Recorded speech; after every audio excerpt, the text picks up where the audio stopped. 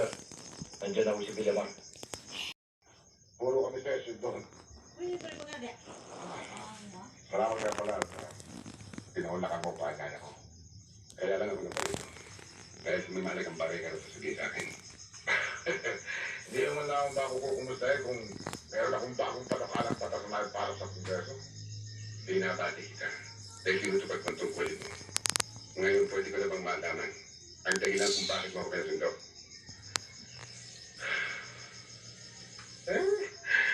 Yaman din lang ako nagmamadali ka. Sige. Siguro naman pwede na natin ipagpatuloy yung nabibig natin usapan. Tungkol sa binabala kong malaking project.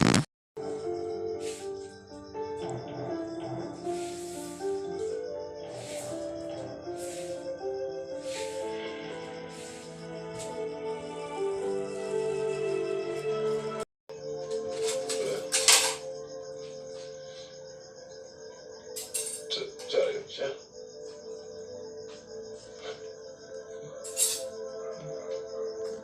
Pero huwag mo kalimutan, anak.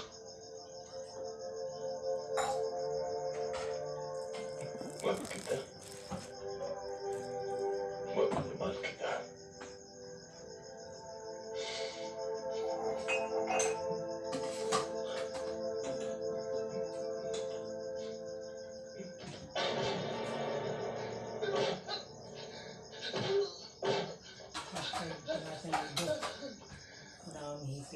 Teniente ka pa lang, inampunan ka.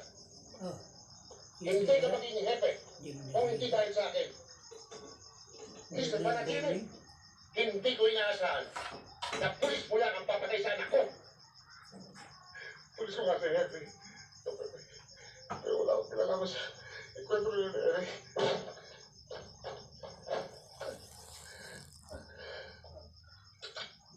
Nagsasalita pa ako. Hindi ko sa pinasasamatan ng politiko sa ilalim ng Administrasyon Marcos ayon sa ilang House Leader. Brigada Haji Camino, ibrigada mo! Hindi daw na ilang miyembro ng social welfare programs ng gobyerno, ngunit pinaganda lamang ni Pangulong Bongbong Marcos. Ayon kay Manila First District Representative Ernix Dunicio, nakalulungkot na pinapatikot ito sa ilalim ng kasalukuyang administrasyon at tila natitema.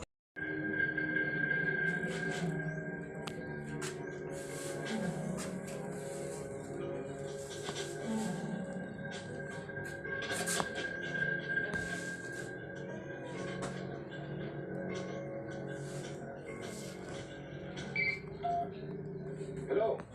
Hello, sir. Si Dave to. Okay. Ba't ngayon ka lang tumawa? Sir, ngayon ako nakacheck mo.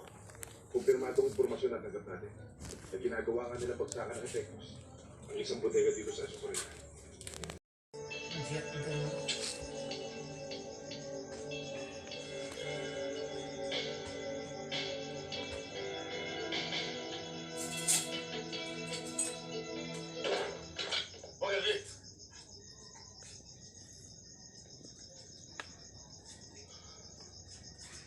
Naparito ako. Maraming na binibintang papahuhin ako. At yung ganyan. Pero may mas mahalaga akong sadya sa'yo.